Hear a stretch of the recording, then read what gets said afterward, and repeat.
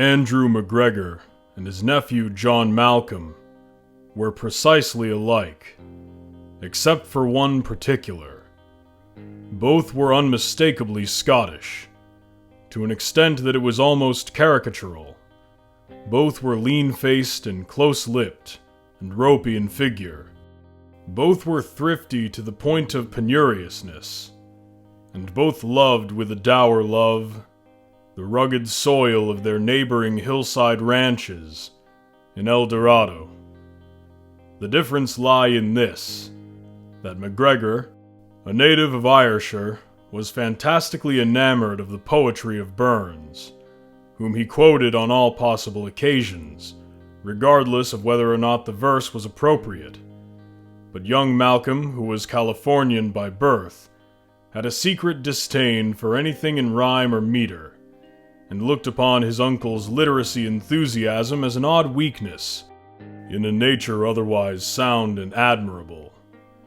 This opinion, however, he had always been careful to conceal from the old man, though his reasons for concealing it were not altogether those of respect for an elder and affection for a relative.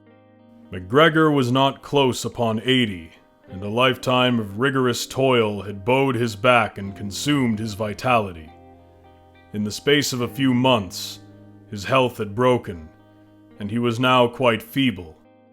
It was generally thought that he would leave his well-kept orchard, as well as a tidy deposit in the Placerville Bank, to John Malcolm, the son of his sister Elizabeth, rather than to his own sons, George and Joseph, who had tired of country labor years before and were now prospering after their own fashion in Sacramento. Young Malcolm certainly was deserving, and the ranch left him by his parents was of poorer soil than McGregor's, and had never yielded more than a scant living, despite the industry of its owners. One day McGregor sent for his nephew. The young man found the aider sitting in an armchair before the fireplace, pitiably weak, and his fingers trembled helplessly as they turned the worn pages of a copy of Burns he was holding. His voice was a thin, rasping whisper. "My time is about to come, John," he said. "But I want to give you a gift with me own hand before a journey. Take this copy of Burns. I recommend that you pursue it diligent-like." Malcolm, a little surprised, accepted the gift with proper thanks and with all due expressions of solicitude regarding his uncle's health. He took the volume home, placed it on a shelf which contained an almanac, a Bible, and 2 mail-order catalogs, and forgot all about it henceforward. A week later, Andrew McGregor died. After he had been interred in the Placerville Cemetery, a search was made for his will. It was never found, and in due course of time, his sons laid claim to the property. Afterwards, they sold the ranch, not caring to keep it themselves.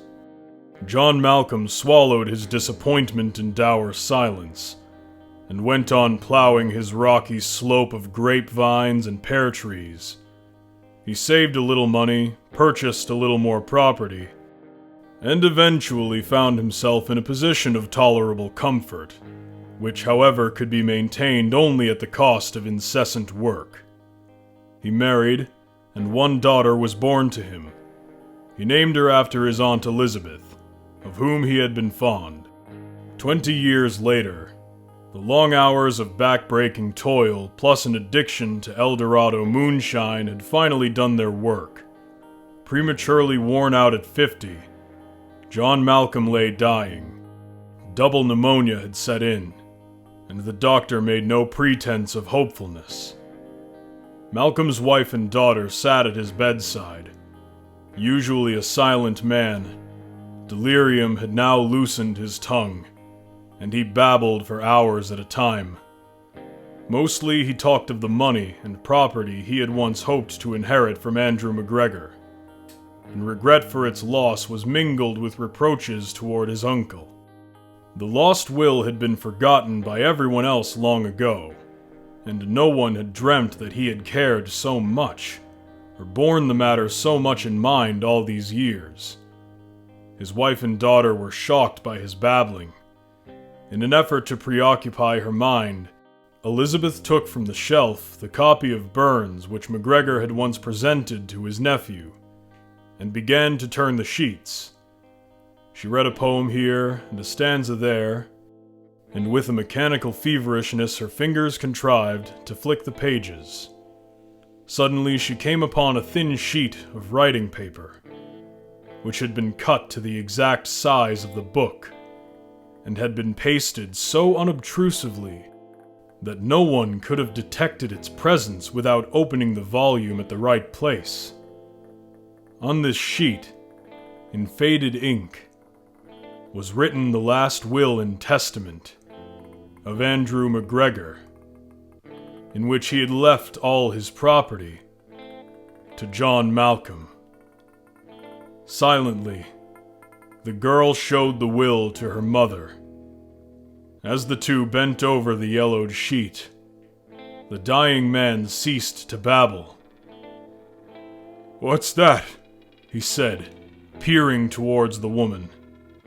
Eventually, he was now aware of his surroundings, and had become rational again. Elizabeth went over the bed and told him how she had found the will.